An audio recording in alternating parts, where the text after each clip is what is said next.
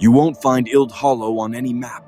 It's a forgotten village nestled in the low hills of East Frisia, northern Germany, hidden between ancient bogs and twisted forests, surrounded by trees so old they seem to bend under the weight of time itself. That was precisely what drew Elisa Roth there, an anthropologist from Berlin, obsessed with lost rural cults and vanishing superstitions. She had spent years studying pre-Christian rituals when she stumbled upon a single chilling line in an 18th century farmer's journal. Ildhollow, where the eyes in the earth still watch. She arrived in late October. The air was damp and heavy, thick with the scent of rotting leaves and wet soil. The forest whispered even without wind. Elisa documented everything local dialect, red ribbons hanging from trees, strange circular stones near the edge of the woods. She stayed with an elderly woman named Greta, who offered her nettle tea in long, uncomfortable silences. "You didn't come here because of what's down there, did you?" Greta asked one evening.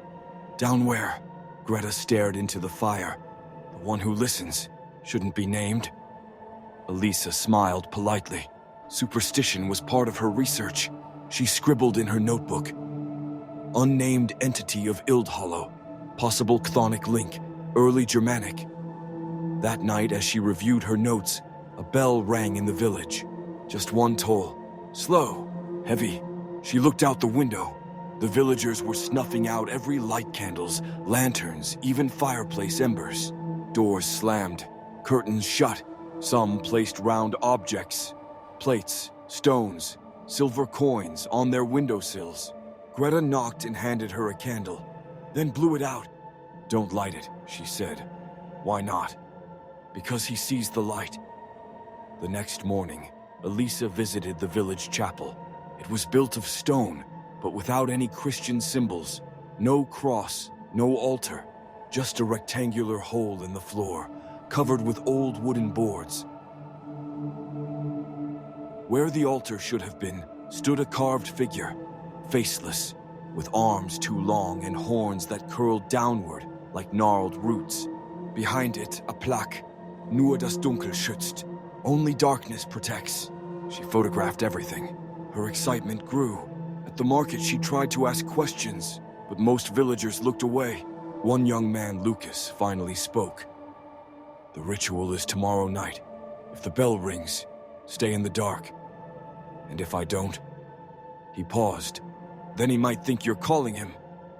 That night, rain tapped at the windows like slow fingers. 3:17 a.m. The bell rang again. Elisa hesitated, then lit her candle anyway. The flame flickered strangely. The air thickened. And then came the footsteps, slow, wet, dragging just outside her door. She hid behind the bed, heart pounding. The doorknob turned, then stopped. Silence. In the morning, she opened the door. The hallway was empty, except for a trail of black, sticky footprints leading to nowhere. Greta said nothing, just handed her a ceramic plate and pointed to the window. The night of the ritual, the village was cloaked in fog. Elisa followed the townsfolk from a distance. They wore black, faces covered. No one spoke. They walked to the chapel. The boards over the hole had been removed, and from below rose a stench like soil that had never touched sunlight. A living scent, ancient. Watching, the villagers surrounded the pit. They tossed in coins. Some pricked their fingers and let blood drip into the dark. And the earth responded. Not with sound, with movement. A vibration, subtle but growing. A gust of warm, damp wind blew up from the pit. Then Elisa saw them. Eyes. Not human. Not even mammalian. Eyes that blinked sideways, spiraled. Twisted eyes without faces, embedded in the dirt like roots awakened. She stumbled backward, slipped on wet moss. The stone tumbled down the hill.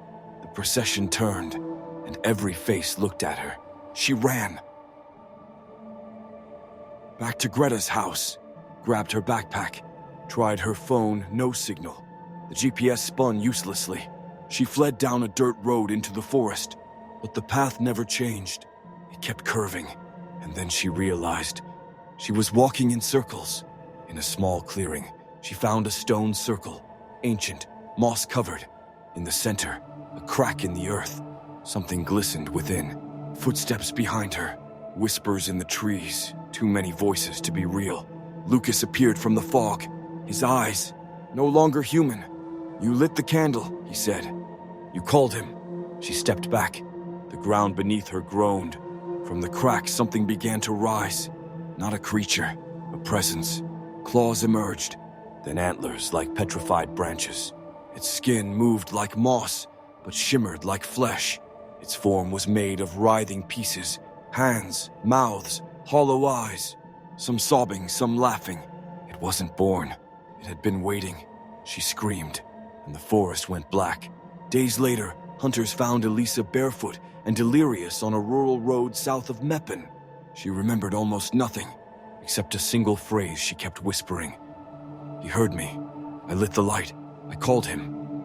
No records of Ildhollow exist. No road leads there. But in Elisa's ruined notebook, recovered from her bag, was a single torn page. A drawing. A circle of worshippers surrounding a creature made of earth and eyes.